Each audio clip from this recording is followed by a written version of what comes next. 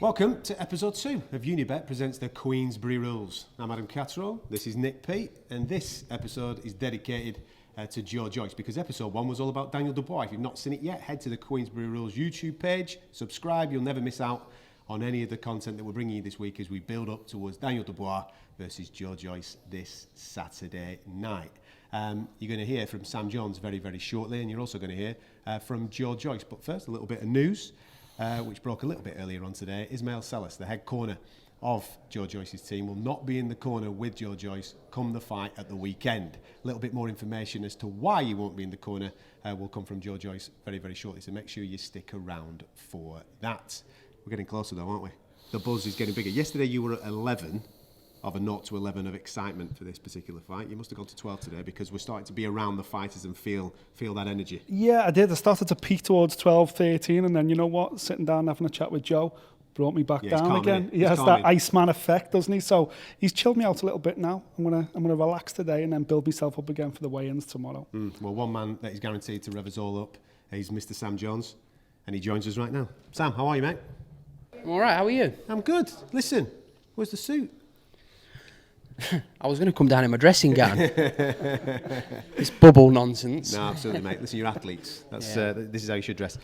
Your boy is in unbelievable shape. We saw him earlier on this year, and this is no disrespect to him because he's a big old boy. But he was on the biscuits. He's been on the biscuits. He's enjoyed himself a little bit, yeah. But for this fight, he looks super focused. Yeah. And the six-pack is back, mate. Yeah. What's the thought process behind that lighter, leaner, sharper version of Joe Joyce? He only had 2 weeks' notice for the last fight, and Joe's always in decent shape. He wasn't in horrendous shape. He was just a bit high on the cakes, wasn't he, bit Joe for the Wallish fight? But he only got a couple of weeks' notice for it, so Joe knew he had enough to beat Wallish, and Joe could have gone 12 rounds that night, believe it or not. But he's in great shape for this fight. He really is. No stone unturned. We'll come to that a little bit later on. Does Daniel Dubois know what he's getting himself into with Joe Joyce fully, do you think? I think he does what he's told to do, doesn't he, Daniel? I think he just gets, this is who you're fighting next, and he'll just, I'm fighting that. So, I'm sure he does. I'm sure he's not stupid. I'm sure he's watched Joe in over the years. Even when he was on the GB squad, and he was beneath Joe, and Joe was challenging for medals all over the world. I'm sure he knows, and he obviously thinks he can win, as does Joe. How much of this fight happening now, Sam, is down to you guys, your team, forcing this fight? Because Daniel could have waited another 12 months and it wouldn't have really harmed him. But Joe, the clock's ticking a little bit. We need to get into that world title fight ASAP. Has it been Team Juggernaut that have been putting pressure on Frank and BT to make this fight? No, we got asked if we wanted this fight, and we asked Joe, and Joe said yes before we finished the question. So on we go. The fight was on 3 times, wasn't it, this year? But the world's kind of on its backside at the moment. But we're lucky with the fight's on. But it was tough. Like, to reschedule the fight. Both sides have had to take cuts for the fight to give it. But the reward's there for both of them. That WBO ranking's sitting pretty, waiting for one of them. Which I know Daniel's got that ranking at the moment. Somehow, but he's got it, and that's enough of a carrot. As long with the Lonsdale belt, the Commonwealth belt, Joe's already won. I think the WBC silver and the European title, they're all on the line. They're all big prizes, but that spot, that number 2 spot in the WBO is what we've got our eyes on. Both guys are signed with Queensberry. Both guys are attached to BT Sport. Yeah. Why do I feel like Joe's the away fighter? He is the away fighter. Well, no, at least I'm glad you said it. Frank wants Dubois to win. It's like his child, isn't it? That he's had from a baby, and he's brought him up. He's spoon-fed him loads of fights. And Joe's the guy who's already had his kind of been in America, fought on big shows, and he's signed to Frank Warren only 18 months ago, or however long it is. I can't even remember now. But yeah, we know we're not gonna. We know we're on the we're in the opposite, in the red corner, as they say. You do know that this is Frank's channel. You can't. Listen, I'm asking the questions that people want to know. People want to know the answers. This is true. This is a truth. This is why I wasn't. Maybe I wasn't allowed on the press conference today because they wanted to. Wild accusations. That's it is. I think think Team Dubois didn't fancy me on the stage today. Well, Team Dubois aren't looking past this fight, but Team Juggernaut have got to look past this fight. They are because looking past it. They've got to look at what comes next. Sunday morning when we sit down, we have breakfast, we discuss it. Where are we going next, Sam? Well, we don't really want to look past this fight because we haven't. I mean, all I've heard is Daniel fighting Wilder, Daniel fighting Usyk all the way through this build-up. Joe's not looking past this fight. It's a biggest night for Joe, even though Joe's boxed Olympic final. This is Joe's biggest night. We make no mistake about it. And on Sunday, when Joe wins, me and you will have some cornflakes and we'll talk about it. Talk about what we do next. Cornflakes. Have you seen the size of him? He's full English, mate. Big bowl of cornflakes. Big bowl of cornflakes. Listen, thank you very much for joining us, mate, because we're going to hear from your guy now. Cheers, you mate. caught up with Mr. Juggernaut earlier on, didn't we? He was in great spirits. Did you speak computer games? Because I know that you share Always. for all that. Yeah, I thought you would. Here you go then. Here's Joe Joyce catching up with us a little bit earlier on. 2 days away now from the biggest fight in British boxing right now. We spoke yesterday to Daniel Dubois. I'm delighted to say joined today by the main man himself, Mr. Joe Joyce. And before we get into a bit of fighting talk, Joe, I need to ask you the question on every fan's lips. What game are you playing in your room right now? What video game are you getting stuck into? Because I know you're a big video game guy. What are you playing? I dabble in a few different games, but mainly Destiny 2. I end up getting drawn back to that. I play a bit of COD and Valorant and try out different games, but I end up drifting back to that. Have you seen the clips for the brand new boxing game that's coming out shortly? It looks amazing. Yeah. I've already got my myself scanned in on the 180 something cameras. Wow. Yeah, so I just need to go back and like do my movements and that. Make sure they're all right. When the game gets released, will you play as yourself or will you play as somebody else? Yeah, You're kind of cheating playing as yourself though. You can't conquer the game as yourself. As long as they give me like an endurance bar like through the roof, then I'm happy. Well, that's the thing. What if they don't? What if they give you like a 90% endurance? Yeah, it has to be accurate. Yeah. It's got to be on the money. I'm glad to see you're all smiles at the moment. Obviously, it's been a bit of a crazy week. It's been a crazy 12 months. Let's be honest. Let's start there because this fight, we've been talking about it. You've been preparing for it for the best part of a year. Yeah, to now be, just a couple of days away, it's got to be a big relief to you. Definitely, yeah. So it's finally happening. It's 100% happening.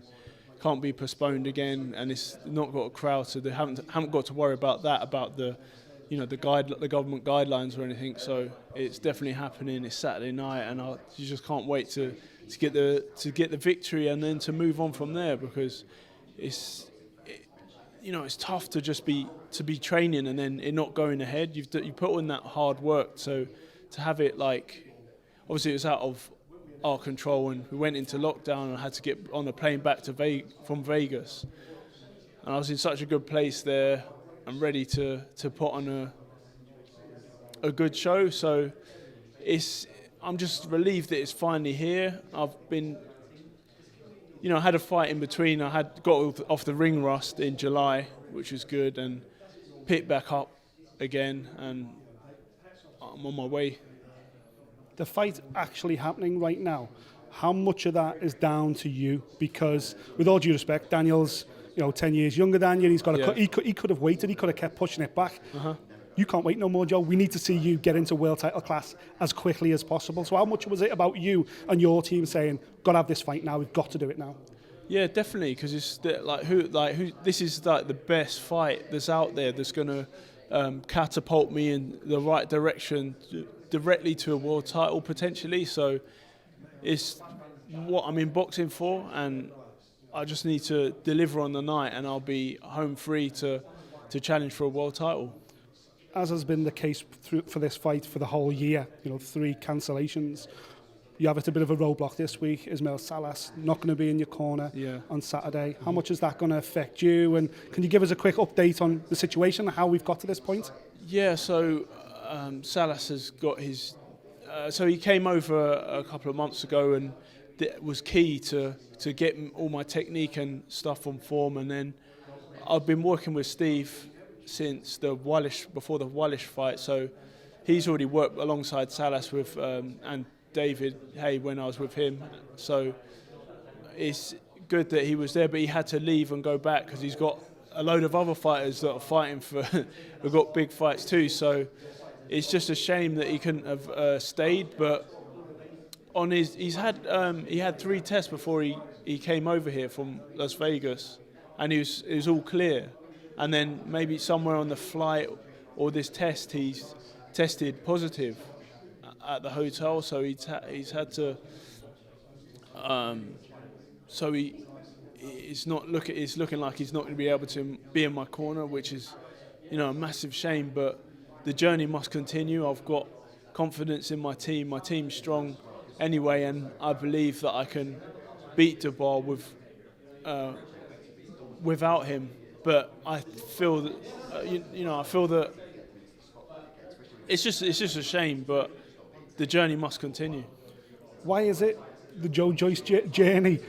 We're on this journey with you as fans, but it's not been a straight road at all, has it? It's been bonkers. The whole thing's been like this. The whole thing's been a rocky road, to be honest. But it's just the way it's just the way it goes. I don't know. Maybe I have no idea, but I'll get there eventually. It's like life. It's not always a straight road, and you just get to where you want to go. It's all about the experience, and sometimes there's rocks in the road, or they're doing road works or something. You have to take a different route. So that's the way things go. Yeah. Your car might break down. You might have to get a new one, or get it repaired, get a replacement car or something. But you're still going to where you're to the destination, and I'll get there as long as you keep moving forward. Might have to get Uber or a train, a scooter, maybe maybe one of them scooters, borrow a skateboard. But I'll get there. Do you expect the fight on Saturday to follow a similar course? Do you expect it to be straightforward? Or do you expect to have to come through adversity, have tough rounds, have big rounds, turn the fight around? Is that what you expect in a 12-round war? Definitely. It's the biggest fight of my career to date, I believe. We've got a young, hungry fighter in Dubois who's comes with power, and he's got technique, he's got good balance, he's got a good jab, he's got a good right hand, good left hook. So he's definitely a dangerous fighter, and he's young as well, so he's got those things on his side, and he's also been built very well by Queensberry and Frank Warren. So, but he's got a lot more to lose if he loses, because all the bookies and everyone he seems to be the favourite. So I'm just relaxed and ready to put on a good show and a great performance and knock him out. You've accomplished far more as an amateur, beating very high-level opponents as an amateur. As we heard earlier, you should be Olympic gold medalist. You've got a stronger resume. As a pro, you've beaten better pros. You've beaten multiple former world title challengers and one former world champion. Why are you not the favourite? Yeah, I don't know. I've never seemed to be the favourite. I'm always like the underdog, or I was on the GB squad. I was behind Joshua Sado, still in the pros. I mean, look how he's doing now, and look how I'm doing, and won a silver medal. Which should have been the gold. If I was a gold medalist, would my journey have been different? Mm-hmm. You know what I mean? So I don't know, but I've had to work with what life has thrown me and to bring out the best in myself with it. Daniel said earlier at the press that he said he believes you've never faced anybody like him before. But I would counter that in saying you faced a lot of big punches in your career and beat them. Uh-huh. What is the key to beating a puncher, or someone believes that his whole game plan is on him catching you once on the chin? I don't believe that Dubois has one hit knockout power like, say, Deontay Wilder. I think he's very strong, but in his fights it seems to be an accumulation of punches that put them down. So, and I know, because I've felt his jab, I've felt his hook in sparring when he was even smaller, so I know what to expect. He's massive now, isn't he? He's carrying a lot of muscles, so carrying a lot of power. But is that something you look at and think, okay, muscle means one thing, a lot of power for 6 rounds. Yeah. But after 6 rounds, that muscle gets tired. It fills with lactic acid. Mm-hmm. He's going to have to slow down at some stage. Yeah. Is that when the juggernaut takes over? Yeah, we'll just have to see. But yeah, that is definitely a good tactic, but that's not something I'm going to rely on. I'm going to see how it goes in the ring and make my decision there what I'm going to go with. And sometimes you don't even look for a shot and you hit them and you're like, whoa, they're down on the floor. Yeah. I asked Daniel the same question. I want to ask you the same, just to sign off. Because most fighters even, have never done it. Have never knocked anybody out. Just describe to me, what does knocking somebody out feel like? Because as fans, that's why we're here. We're here to see a knockout. Yeah. You've got plenty of them on your record. What does it feel like to you? It feels good. Especially when you watch it back as well. It's like, yeah. Do you Something know like that. as soon as it lands, do you know? Or is it when they hit the ground, the way they react? When do you know? When they react. I mean, when you land it and then, you can just see it. You can see it straight away. Their eyes are going, woo, and their legs are gone. And it's just the cream on top of the cake. It's the decorations and everything. That's what everyone wants to see. It's like exciting. We're locked inside a bubble here, so it's hard to get the feeling of what the rest of the world, certainly fight fans across the UK and across the world, are feeling about this. But everyone's super excited. Everyone knows this is the fight to watch this year. You know, it's not just Frank Warren trying to sell us something. We know this is a fight that we've got to see. What happens? Do we need the judges? Are we going to get a sensational knockout? Give us a prediction, Joe. I can't see it going to the judges, to be honest. Like, I think I've got too much pride and power and what do you call it? And Nervous energy, belief in ourselves to put on a great show and hopefully fight of the year. With me being victorious. Finish of the year. Finish the year. Yeah. Can't wait. Make sure you tune in Saturday night on BT Sport. This one's going to be something special. British, Commonwealth and European titles on the line, as well as the number 2 spot with the WBO. Joe, thank you so much. Enjoy the next couple of days. Is it Dream 2, sorry, you're playing? The game? Oh, Destiny 2, sorry. Can people play you on that? Have you got like a code name people can hit you up on to play you? Is that what the game works now?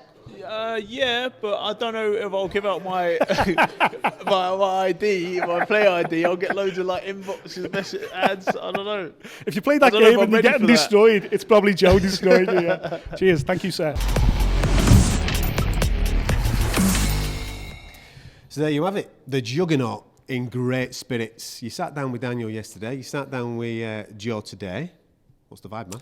Well, I went to bed last night thinking, it's going to be Daniel and it's going to be Daniel early because he's just relentless and he's in a good place. And then sat down with Joe today, and as usual, I now flip-flop 180 degrees because I was really impressed with Joe today, and he's faced a bit of adversity this week in losing his head coach. And I was concerned how that would play out in his mind. But you know what? It's just another day, another big fight, another main event in the story of Joe Joyce. And as he detailed there in that chat, he hasn't had a straight road. He never expected a straight road to a world title fight. And he's ready. He's absolutely ready. Just like I said about Daniel yesterday, it's going to be fireworks, isn't it? It's going to be unreal. Do you think anything affects him? No. Because watching that interview, he's just not fussed about anything whatsoever. I mean, tonight he could go to bed, or the night before the fight, he could go to bed. The alarm could go off in the hotel. He probably wouldn't wake up. He'd just crack on through, wouldn't he? The secret to beating Joe Joyce, Steelers PC. Steelers video game set up in his room. That's the secret of beating Joe Joyce, because as long as he's got that place to hibernate and get away, then you can tell that's just where he goes. He switches off completely, and that's how he turns up on fight night, and he's just a complete machine that he is. Have you ever been around a fight where two camps are absolutely full of confidence that they're going to get the results at the weekend? Normally, at this point, you can see a little bit of a chink in the armour, can't we? We normally come away from it going, he's got it. Yeah. He's got it. He's a little bit more mentally switched on than the other guy. I haven't seen anything like this before. Two fighters, absolutely placid as they come, and two representatives in Sam Jones and Martin Bowers, who we spoke to on yesterday's show, pumped up, full of confidence. You're absolutely right. They're both completely full of confidence. And maybe that's why we're getting the fight in these crazy circumstances. You know, we shouldn't be getting a fight of this magnitude. We said it yesterday, I'll repeat it today. We shouldn't be getting a fight like this right now, during a pandemic without fans. But it's the fact that Dubois and Joyce and their teams around them are convinced that their man has got the beating of the other man. That's why it's happening. And that's what makes Saturday night so exciting. Pumped up for it. Oof. Listen, we've got an extra special show coming for part 3, because we're going to be speaking to the man that is celebrating 40 years in the industry and the man responsible for getting this fight on. Frank Warren's going to sit down with us, talk about this fight, talk about everything that's going on in the world of boxing, upcoming fights that he hopes to make, and we'll have a little bit of a trip down memory lane as well. So make sure you subscribe to the Queensberry YouTube channel. It's all there. You'll never miss out on any of the content we are bringing you this week. And of course, we'll endeavour to speak to some of the undercard as well, because there's some talent on there in the likes of Jack Catterall and David Adelaide. So hopefully we'll get microphones in their faces and get it onto the YouTube channel and into your living room soon as well. So thank you very much for joining us. We'll catch you next time.